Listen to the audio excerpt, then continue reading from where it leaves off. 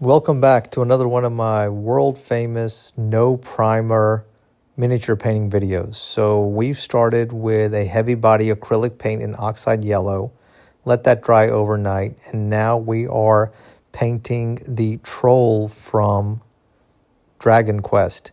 We're using ultramarine blue from Vallejo and bone white.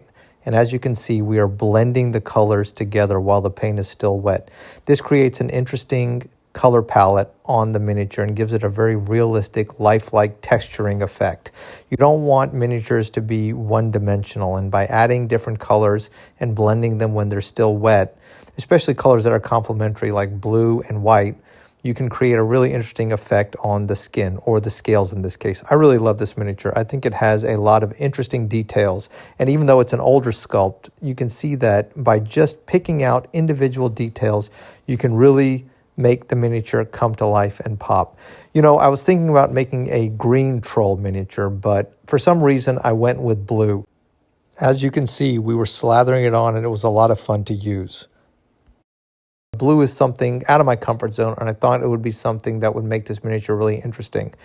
Again, this is just blue and white on an oxide yellow base. And so basically with just these two colors, we've got this effect. Now we use some bright green paint. This is Gauss Blaster Green from Citadel, and we're just dry brushing it on there. It creates like this ethereal glow effect, and I think that's really useful for fantasy miniatures. You can see that it's kind of brightening up the miniature as well, and that is a big help. We're using a simple brush here, and then it's kind of like a heavy dry brush.